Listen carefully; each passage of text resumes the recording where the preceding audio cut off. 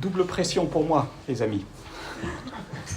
La première, on chante un chant, « Parle-nous Seigneur ». Donc, voilà. Et en plus, après, c'est ma femme qui prie pour le message. Bon, que le Seigneur donne sa grâce dans tout ça. Alors, on poursuit notre étude dans la première épître de Pierre, chapitre 1, versets 13 à 25, et je vais lire ces versets. 1 Pierre 1, 13 à 25. Je lirai dans la NEG 79. C'est pourquoi, écrit Pierre, saignez les reins de votre entendement, soyez sobres, ayez une entière espérance dans la grâce qui vous sera apportée lorsque Jésus-Christ apparaîtra. Comme des enfants obéissants, ne vous conformez pas aux convoitises que vous aviez autrefois quand vous étiez dans l'ignorance. Mais puisque celui qui vous a appelé est saint, vous aussi soyez saints dans toute votre conduite. Selon qu'il est écrit, vous serez saints, car je suis saint. Et si vous invoquez comme Père celui qui juge selon l'œuvre de chacun, sans favoritisme, conduisez-vous avec crainte pendant le temps de votre séjour sur la terre. Vous savez que ce n'est pas par des choses périssables, par de l'or ou de l'argent, que vous avez été rachetés de la vaine manière de vivre, que vous aviez hérité de vos pères, mais par le sang précieux de Christ, comme d'un agneau sans défaut et sans tache, prédestiné avant la fondation du monde. Il fut manifesté à la fin des temps à cause de vous. Par lui, vous croyez en Dieu, qui l'a ressuscité des morts et lui a donné la gloire, en sorte que votre foi et votre espérance reposent sur Dieu. Ayant purifié vos âmes, en obéissant à la vérité, pour avoir un amour fraternel sincère, aimez-vous ardemment les uns les autres de tout votre cœur, puisque vous avez été régénérés, non par une semence corruptible, mais par une semence incorruptible, par la parole vivante et permanente de Dieu. Car toute chair est comme l'herbe, et toute sa gloire comme la fleur de l'herbe. L'herbe sèche et la fleur tombe, mais la parole du Seigneur demeure éternellement. Et cette parole est celle qui vous a été annoncée par l'Évangile. Jusqu'ici, la parole de Dieu. J'aimerais intituler notre passage « Nos privilèges de peuple de Dieu nécessitent une réponse ». Nos privilèges de peuple de Dieu nécessitent une réponse. Alors peut-être avez-vous entendu, en tout cas pour l'ancienne génération comme moi et sans doute un peu après, entendu parler de Michael Jordan, ce basketteur assez extraordinaire, nord-américain, inégalé entre 1984 et 2003. C'était la star des Chicago Bulls. Il a gagné tous les titres possibles et inimaginables. Et il y a plusieurs années, on est allé voir justement à Chicago un documentaire. On était sur place sur sa vie. Et ce documentaire mettait en avant le fait, bien sûr, que Michael Jordan avait des atouts physiques évidents. Mais le documentaire insistait très fortement sur le travail et l'investissement et l'engagement et la persévérance de cet homme. Il était sur le terrain alors que tous les autres étaient partis au niveau de l'entraînement. Il était encore là. Si Michael Jordan est devenu une légende du basket, c'est parce qu'il avait bien sûr des privilèges incontestables, mais il a développé cela par un travail persévérant. En d'autres termes, il a répondu à ses privilèges en se donnant entièrement à ce qu'il poursuivait.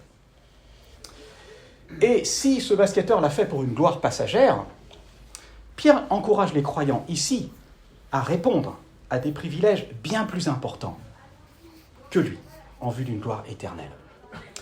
Et où est-ce qu'on a ces privilèges ? Eh bien, ça nous est rappelé au chapitre 1. Rappelez-vous, nous avons lu au chapitre 1, verset 3, que nous avons une vie nouvelle, nous avons une espérance vivante à cause de la résurrection de Jésus-Christ d'entre les morts. Et puis nous avons d'autres privilèges. Verset 4, il est question d'un héritage incorruptible qui nous est réservé dans les cieux. Nous sommes aussi, verset 5, nous est-il dit, gardés par la foi, par la puissance de Dieu. Et comme Bill l'a souligné il y a 15 jours, très justement, Pierre parle, verset 10, de la grâce qui nous est réservée. Elle nous est réservée à nous. Et que les prophètes ont été dispensateurs de ces choses, pour qui, verset 12 ? Pour nous. Pour nous, pour nous, pour nous. Alors, Pierre poursuit au verset 13 en disant « C'est pourquoi ». Et ce « c'est pourquoi » introduit une conséquence à tous les privilèges qui ont été préalablement mentionnés. Pierre dit en fait « Mes amis, tant de grâce, tant de cadeaux de la part du Seigneur dont vous avez bénéficié nécessitent maintenant une réponse de votre part. Traduisez donc votre salut, en clair, par un comportement qui est à la gloire de Dieu. Parce que, au bout, il n'y a pas une médaille, il n'y a pas des honneurs comme ceux qu'attendait Michael Jordan, mais il y a la gloire et l'honneur quand Jésus-Christ reviendra, ce qui nous est dit au verset 7. Alors comment, je vais dire maintenant, répondre à tous ces privilèges que le Seigneur nous a donnés ? Eh bien, l'exhortation que Pierre adresse à ses lecteurs va se structurer autour de 6 impératifs, dont 4 se trouvent dans notre texte et les 2 autres vont être au tout début du chapitre 2. Ces impératifs sont masqués partiellement par notre traduction, mais ils sont réellement là. Je vous les cite. Verset 13, « Espérez », premier impératif. Deuxième impératif, « Soyez saints », verset 15. Troisième impératif, « Conduisez-vous avec crainte », verset 17. Quatrième impératif, « Aimez-vous les uns les autres, etc. » Verset 22. Et il y en aura 2 autres au chapitre 2, « Désirez le lait spirituel », verset 2, et « Soyez édifiés » ou « Édifiez-vous », verset 5. Avant de développer ces impératifs que Pierre place devant ses lecteurs, Pierre va mentionner, verset 13, 2 conditions pour être capable d'y répondre à ces privilèges et à les vivre. La première condition, c'est « saignez les reins de votre entendement ». Et la deuxième condition, c'est « soyez sobre ». Alors, quelques mots sur ces 2 conditions. C'est pourquoi, verset 13, nous est-il dit, « saignez les reins de votre entendement ». Qu'est-ce que ça veut dire, cette expression un peu bizarre ? Dans le climat chaud de l'époque, il faut savoir que les hommes étaient en tunique, assez ample. Et puis lorsqu'on voulait se mettre au travail ou partir en voyage, on ramassait tout ça avec une ceinture pour que ça ne soit pas un empêchement, et que ça ne gêne pas et qu'on ne s'en mêle pas les pieds, etc., etc. Donc, l'apôtre Pierre emploie cette expression bien connue de ses lecteurs du 1er siècle, ceindre leurs reins de leur entendement pour leur dire, en clair, mettez de côté ce qui dans vos pensées est une gêne pour progresser, avancer, obéir et être prêt à recevoir l'héritage qui vous est promis, versets 4 et 9. Il ne faut pas passer à côté de ça. Il ne faut pas vous emmêler les pinceaux ou dans la tête tout ce qui se passe et puis finalement de louper le but. Alfred Kuhn traduira, par exemple, « Rassemblez vos pensées, vos énergies, tenez-vous prêts à avancer et à agir. » Il est donc question d'une mobilisation intérieure et de canalisation de nos pensées qui va de pair avec la deuxième condition que nous avons, « Soyez sobres » ou « Ne vous laissez pas distraire », dira la version Sommer. Soyez sobres. Il y aurait beaucoup de choses à dire là-dessus. Je pense à une expérience qui m'est arrivée il n'y a pas trop longtemps. Il y a un fournisseur d'accès Internet qui est venu à la maison. Il m'a proposé une nouvelle box, moins chère et nettement mieux. Et m'a-t-il dit, en plus vous avez jusqu'à 130 chaînes de télévision inclus avec le décodeur. Moi, quand j'étais gamin, on avait la 1 et la 2, c'était amplement suffisant. J'avais tout ce que je voulais, ça me suffisait. Et a-t-il ajouté, vous avez jusqu'à 300 heures de programmes enregistrés avec l'enregistreur TV multimédia écran. Waouh! Et je lui dis, je le laissais parler, et je lui dis, mais il va falloir plus d'une vie pour regarder tout ça. Bon, on a clôturé, je lui ai dit au revoir. Cette offre pléthorique, multimédia, mes amis, ne nous encourage pas à la sobriété. Certainement pas, mais à la dispersion. Il y a derrière ce soyez sobre, cette notion de mesure, de modération. User du monde, oui, mais ne pas en abuser, mes amis. Et là, il y a un gros piège autour de nous, et en particulier pour la jeunesse. attention de ne pas nous laisser distraire. Il y a forcément des priorités et des choix à faire dans notre vie. Il n'y a rien à faire. Sans lesquels on va être happé par le tourbillon des activités, mais aussi des distractions qui sont infinies. Et le Seigneur va en parler, n'est-ce pas? Dans la parabole du semeur et des terrains, le Seigneur va mentionner les soucis du siècle présent. Il va mentionner aussi la séduction des richesses. Il va mentionner les plaisirs de la vie. Et il y en a beaucoup sur Beaugrenelle. Il va mentionner aussi l'invasion des autres convoitises. Et le risque, c'est quoi? Mais le risque, c'est de négliger l'essentiel. Et l'essentiel, c'est quoi? Eh bien, c'est verset 13, lorsque l'apôtre Pierre dit « lorsque Jésus-Christ apparaîtra ». Et là, franchement, ça va être l'essentiel qui va être mis devant le Seigneur. Qu'est-ce que nous aurons fait de notre vie? Au retour du Seigneur, aurons-nous été responsables des privilèges reçus? Est-ce qu'on aura en clair fait fructifier même les dons et les talents qu'on aura reçus? Ou est-ce que j'aurais enterré tout ça et puis je me serais fait plaisir?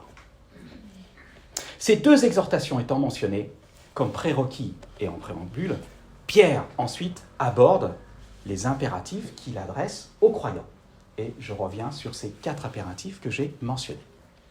Le premier, ayez une entière espérance dans la grâce qui vous sera apportée lorsque Jésus-Christ apparaîtra. C'est un impératif. Nous répondons au salut que Dieu nous a adressé en mettant toute notre espérance dans la grâce qui nous sera apportée par Jésus-Christ lorsqu'il va revenir. J'aimerais faire 2 remarques sur ce que Pierre dit par ce premier impératif. La première. Moi, je crois que Pierre était extrêmement bien placé pour dire et écrire ce qu'il écrit ici. Pourquoi? Mais parce que, rappelez-vous, dans Jean 21, Pierre avait renié son maître 3 fois. Il avait entraîné ses disciples à retourner à la pêche. Allons pêcher. Et ils sont partis. Puis ils ont pêché toute la nuit, ils sont revenus bredouilles. Et là, sur le rivage, un homme s'adresse à eux. « Hé, enfants, vous n'avez rien pêché ?»« Non, lui dirent-ils. »« Jetez le filet sur le côté droit et vous trouverez. » Il jette le filet, une pêche miraculeuse se produit, comme au tout début du ministère, et récupère 153 gros poissons. Et là, Pierre se jette à l'eau, il rejoint le Seigneur, et il comprend qu'il y a quelque chose à régler avec le Seigneur, qui ne l'était pas. Et avec tact, Jésus va offrir à Pierre la possibilité, n'est-ce pas, d'exprimer à nouveau sa loyauté et son amour pour son maître. Par cette question réitérée à 3 reprises. M'aimes-tu? Pourquoi 3 reprises? Parce que Pierre avait renié 3 fois, tout simplement, le Seigneur. Et par ce « paie mes agneaux, paie mes brebis », Pierre est réhabilité, est restauré dans sa relation avec Jésus et son ministère. Donc, Pierre a connu cette grâce qui lui était apportée lorsque le Seigneur Jésus lui est apparu alors qu'il était ressuscité. Il a des raisons maintenant d'encourager les croyants qui souffrent en leur disant qu'ils peuvent avoir eux aussi une entière espérance lorsque Jésus-Christ apparaîtra. Pierre a déjà vécu ça. Et ça me conduit à une deuxième remarque. Si on veut être capable de mettre toute notre espérance dans la grâce de Jésus-Christ lorsqu'il va apparaître, eh bien mes amis, il faut commencer à l'expérimenter ici et maintenant. Ici et maintenant. Parce que si nous ne sommes pas capables de le vivre maintenant, comment est-ce que demain, on va être capable de se saisir de cette grâce lorsque Jésus-Christ va apparaître? En d'autres termes, c'est maintenant qu'il faut expérimenter sa bonté, sa fidélité, dans les contextes que nous connaissons pour pouvoir nourrir dès maintenant une réelle espérance lors du retour de Jésus-Christ. Parce que sinon, on va être comme David, qui a essayé d'endosser l'armure du roi Saül pour aller combattre Goliath le Philistin. Alors il essaye, et puis il essaye de faire un pas, ça marche pas, mais j'arrive pas à marcher avec ce truc-là. J'y suis pas habitué, dit-il. Il s'en défait, qu'est-ce qu'il fait? Il prend les armes qu'il avait l'habitude, la fronde et les cailloux. Et c'était suffisant pour vaincre le Philistin. Mes amis, le Seigneur nous appelle à vivre de sa grâce aujourd'hui, pour avoir une entière espérance dans celle-ci lorsqu'il reviendra. C'est maintenant qu'il nous faut apprendre à expérimenter ces choses. Deuxième impératif. Nous répondons au salut que Dieu nous a adressé par la sainteté. Deuxième impératif, c'est « Puisque celui qui vous a appelé est saint, vous aussi, soyez saints ». Le voilà l'impératif. Soyez saints dans toute votre conduite. La sainteté, c'est la mise à part pour Dieu. Notre réponse à ce « soyez saints » va de pair avec des choix et des comportements qui se séparent du mal. Parce qu'on appartient au Seigneur et parce qu'on a été racheté à un grand prix. Verset 19, le sang précieux de Christ. Séparez-vous, dit le Seigneur, et ne touchez pas à ce qui est impur, et je vous accueillerai. C'est Paul qui dit ça dans 2 Corinthiens 6. Et c'est la raison pour laquelle une rupture est nécessaire, mes amis, avec notre ancien mode de vie que Pierre décrit comme étant une vaine manière de vivre qu'on a hérité de nos pères. Et Pierre encourage les croyants, verset 14, à ne pas se conformer aux convoitises qu'ils avaient autrefois lorsqu'ils étaient dans l'ignorance. C'est-à-dire à ne pas se laisser diriger par leurs passions qui les gouvernaient autrefois. Version Sommer. Je me suis dit, mais finalement, c'est un petit peu... Ok, je suis d'accord avec toi, Pierre. Est-ce qu'il n'y a pas des versets dans l'Écriture qui vont un petit peu plus pratiquement qui nous expliquent qu'est-ce que ça veut dire, que ces passions, etc. Et je pense qu'il y a un passage assez clair qui met le doigt sur ce dont Pierre est en train de parler. Et c'est la première épître de Jean qui nous dit, dans 1 Jean 2, verset 16, c'est l'apôtre Jean qui va citer 3 domaines de passion et de convoitise qui pétrissent les valeurs de ce monde et qui sont ennemis de la sainteté. Je vous lis ce verset, 1 Jean 2, 16. Tout ce qui est dans le monde, écoutez bien, la convoitise de la chair, la convoitise des yeux et l'orgueil de la vie ne vient point du Père, mais vient du monde.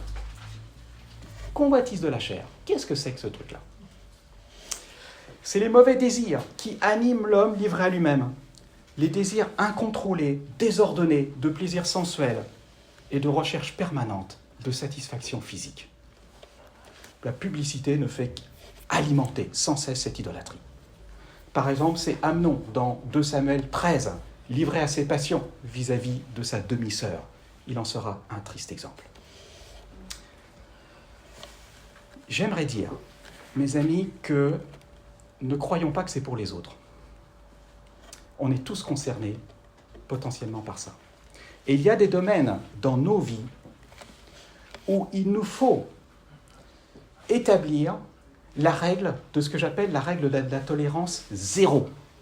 Pour les choses où l'ennemi a provoqué du dégât dans notre vie avant que nous le connaissions.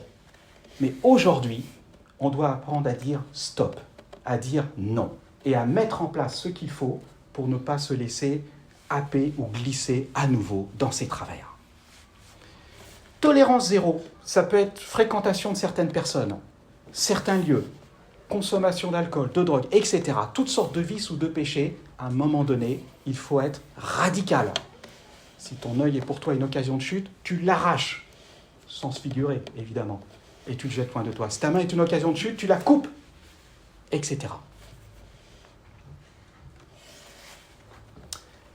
Quand je me suis tourné vers le Seigneur, à l'âge de 18 ans, je peux vous dire qu'il y a beaucoup de choses qui sont parties à la poubelle, qui étaient dans ma chambre.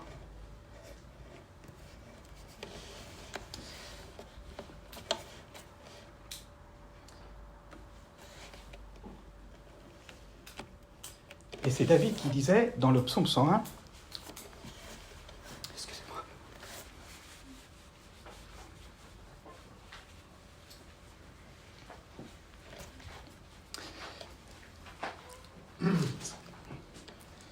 c'est David qui disait dans le psaume 101, « Je ne mettrai rien ».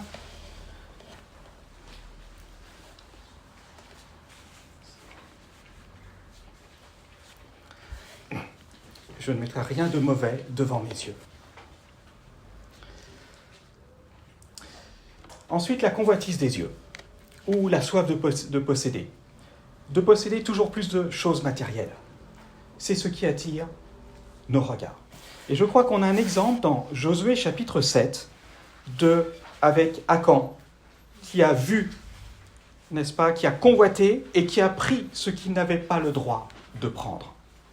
Ce sont les désirs compulsifs de gains, de choses matérielles. Attention, mes amis, à l'acquisition de toujours plus performant. Apprenons à vivre dans le contentement, mes amis. Et puis l'orgueil de la vie ou l'orgueil de se croire maître à bord. C'est le désir immodéré d'être accepté, reconnu, respecté et d'être regardé comme quelqu'un qui réussit. Je pense à l'homme riche dans Luc XVI qui menait chaque jour joyeuse et brillante vie. Et vous savez quoi ? Le Seigneur nous offre plus que cette joyeuse et cette brillante vie. Et comme on l'a lu dans le psaume 16, il y a d'abondantes joies devant ta face, des délices éternelles à ta droite. Alors vous me direz, on n'est peut-être pas comme Amon, Akan ou l'homme riche, mais nous sommes appelés, mes amis, à mettre des garde-fous dans ces 3 domaines fondamentaux de l'idolâtrie du cœur. Parce que nous avons les ressources pour dire non au péché, non à la convoitise et non à l'orgueil. Pourquoi ? Pourquoi est-ce qu'on a les ressources ? Pourquoi est-ce que je peux dire ça ? Eh bien, regardez notre texte. Verset 14, il est question des convoitises que nous avions autrefois, lorsque nous étions dans l'ignorance. Autrefois. Mais maintenant, aujourd'hui, nous ne sommes plus dans l'ignorance. Nous savons en qui nous avons cru. Et nous savons qu'il n'y a plus aucune condamnation pour ceux qui sont en Jésus-Christ. Romains, chapitre 8, verset 1. Troisième impératif. Nous répondons au salut que Dieu nous a adressé en vivant dans une crainte révérencieuse envers Dieu. Verset 17. « Et si vous invoquez comme Père celui qui juge selon l'œuvre de chacun sans favoritisme, conduisez-vous avec sagesse, écrit Pierre, pendant le temps de votre séjour sur la terre. » Crainte révérencieuse. Et aujourd'hui, on est entouré d'un monde qui ne craint plus Dieu et qui dit n'importe quoi sur Dieu. C'est Warren Wiersbe, un pasteur baptiste américain, qui relate qu'une actrice vraiment très connue a dit un jour, elle a appelé Dieu le voisin du dessus. Et un joueur de foot qui appelle Dieu le grand-père qui est au ciel. Mes amis, Dieu est patient. Mais il jugera ces choses. Le juif de l'Ancien Testament n'osait même pas prononcer le nom de Dieu, tellement pour lui c'était saint. Et je pense qu'il n'est pas rare d'entendre aussi dans les prières, aujourd'hui ça peut arriver, mettons-nous en garde aussi, sur le fait que quand on s'adresse à Dieu, c'est pas notre copain. Dieu est un Père, oui, notre Père qui est aux cieux, ce qui fait qu'on fait appel à sa sainteté, à sa dignité, il est bien au-dessus. Dieu est au ciel, toi sur la terre, n'est-ce pas ? Nous lui devons une crainte respectueuse. Et Pierre nous en donne 2 raisons qui sont liées dans notre texte. La première est due au fait que, verset 18, il nous dit qu'on était rachetés. Et le mot employé pour racheter, ça signifie le rachat d'un esclave au moyen d'une rançon. Et l'esclavage auquel on était asservi, c'était quoi ? C'était cette vaine manière de vivre dans le désintérêt de notre Créateur. Et la deuxième raison que Pierre nous dit, c'est que nous avons une valeur inestimable à ses yeux. Dans la parabole de Matthieu 13, le Seigneur Jésus raconte l'homme qui a trouvé une perle de grand prix. Qu'est-ce qu'il fait ? Il va vendre tout. Tout ce qu'il a pour acheter le champ, parce qu'il sait qu'il y a la perle dans le champ. Jacob, dans Genèse chapitre 29, il était prêt à donner 7 années de sa vie au service de son oncle Laban, parce qu'il voulait récupérer Rachel. Il l'aimait. Il voulait qu'elle devienne sa femme. Il a donné beaucoup, mais Dieu, il a donné bien plus que ça. Bien plus. Infiniment plus que tout l'or du monde. Il a donné ce qui faisait tout son plaisir, le Seigneur Jésus. Et donner son Fils lui a coûté, mes amis. Il a fallu qu'il soit sacrifié, jugé sans favoritisme, comme il nous est dit verset 17, et broyé sous la juste colère de Dieu à cause de tous nos péchés. Et ce plan de salut et de rachat, nous dit Pierre, mais ce n'est pas quelque chose que Dieu a sorti de sa poche au dernier moment. Ça date de toute éternité. De toute éternité, Dieu avait en vue de nous racheter. Jésus était cet agneau marqué par avance, prédestiné, désigné avant la fondation du monde pour être notre substitut. Le verset 20 en parle. Alors on se sent terriblement indigne, terriblement petit et dépouillé de nos prétentions pour faire face à ce mystère de l'amour de Dieu envers chacun d'entre nous. Quelle autre attitude que la crainte révérencieuse conviendrait devant un tel Dieu ? Il n'y en a pas d'autre, mes amis. Craignons Dieu, révérons-le, sérieusement, tous les jours dans nos cœurs.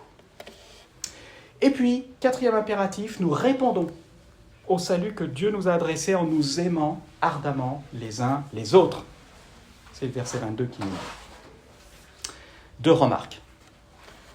C'est clair que dans notre texte, tout commence avec la nouvelle naissance. Verset 22, il est question que, ayant purifié vos âmes en obéissant à la vérité, pour avoir un amour fraternel sincère, aimez-vous les uns les autres ardemment de tout votre cœur, et remarquez, puisque vous avez été régénérés par la parole vivante et permanente. Puisque. Ce fameux puisque, verset 23, littéralement, c'est vous avez été engendrés de nouveau. On a été engendrés une première fois physiquement par nos parents. Nous sommes engendrés, nés de nouveau, cette fois-ci spirituellement, une deuxième fois par cette parole divine, cette semence divine qui est venue habiter dans nos cœurs. Cette semence incorruptible. Alors, si c'est le cas, mes amis, eh bien, j'aimerais dire que tout est possible pour celui qui est une nouvelle créature en Jésus-Christ. Tout est possible pour celui qui a été rendu vivant avec Christ. Éphésiens 2,15. Tout est possible pour celui qui a reçu cette semence divine, le Saint-Esprit. Pourquoi ? Mais parce que l'amour de Dieu a été répandu dans nos cœurs par le Saint-Esprit qui nous a été donné, dira Paul dans Romains chapitre 5, verset 5. Deuxième remarque. Est-ce que vous avez remarqué comment la parole de Dieu est véritablement le vecteur que le Saint-Esprit utilise pour nous transformer ? Verset 22. Le « aimez-vous ardemment les uns les autres », c'est l'aboutissement de trois choses qui prennent place dans la vie du croyant et qui sont fortement ancrées et liées avec la parole de Dieu. D'abord, la régénération dont il est question. Vous avez été régénéré par quoi ? Par la parole de Dieu. Ensuite, l'obéissance à la vérité. C'est quoi la vérité ? Entre autres, c'est la parole de Dieu qui est la vérité. N'est-ce pas ? Avec comme conséquence la purification de notre être intérieur, donc de l'âme, par quoi ? Mais aussi par sa parole, d'où découle l'amour fraternel sincère, le « aimez-vous ardemment les uns les autres de tout votre cœur ». Alors, j'aimerais dire que si la parole de Dieu est cruciale pour notre nouvelle naissance, elle est absolument fondamentale pour notre croissance dans notre vie chrétienne. Et en particulier, notre croissance dans l'amour. Conclusion. Pierre place les exigences de la vie chrétienne très haut par ces impératifs qui ne sont pas une option. Avoir une entière espérance. Être saint comme notre Dieu est saint. Vivre dans une crainte révérencieuse envers Dieu. Nous aimer ardemment les uns les autres. Est-ce que c'est vraiment possible ? Est-ce que c'est réaliste de vivre ça, frères et sœurs ? Oui. Oui, c'est possible parce que le Seigneur Jésus nous a précédés sur ce chemin d'obéissance. Mes amis, n'oublions pas que le Seigneur Jésus a lui-même le premier eu une entière espérance en Dieu son Père jusqu'à la fin. N'oublions pas que le Seigneur Jésus s'est sanctifié pour nous. Jean 17. Et n'oublions pas que c'est lui qui a vécu aussi dans une crainte révérencieuse envers son Père toute sa vie et qui a aimé les siens jusqu'au bout. Jean 13. Et c'est pour nous qu'il a été fait, l'Écriture nous dit, sagesse, justice, sanctification, rédemption. 1 Corinthiens 1,30. Et c'est en lui que nous sommes maintenant de nouvelles créatures en Jésus-Christ. Équipées de quoi ? Des plus grandes et des plus précieuses promesses, afin que par elles on devienne participants de la nature divine. Nous dira Pierre, le même Pierre, dans sa deuxième épître, au chapitre 1. Et que nous apprenons jour après jour à croître dans la grâce et dans la connaissance du Seigneur et Sauveur Jésus-Christ. 2 Pierre 3, 18. En d'autres termes, répondre à ce salut et nous laisser transformer à l'image du Seigneur Jésus demande, mes amis, du temps et de la persévérance. Et ça ne sera pas un long fleuve tranquille. N'oublions pas que le Seigneur Jésus a dit « Vous aurez des tribulations dans le monde, mais prenez courage. J'ai vaincu le monde. Pas vous, j'ai vaincu le monde. Et en moi, vous pouvez apprendre aussi à vaincre le monde. » Nous chuterons, certainement. Mais je crois qu'il y a au moins 2 choses qu'on peut faire de manière très pratique, frères et sœurs. Quand on voit le péché dans notre vie, on peut se repentir sur le champ et sans délai. Tout de suite. Pardon Seigneur, pardon, change-moi. Et la deuxième chose qu'on peut faire, c'est réclamer sa grâce en reconnaissant que nous sommes fragiles. Fragiles comme la fleur de l'herbe dont il est question au verset 24, à la fin de notre passage. Ça aussi, ça fait partie de notre réponse à l'Évangile. Que le Seigneur nous aide, mes amis.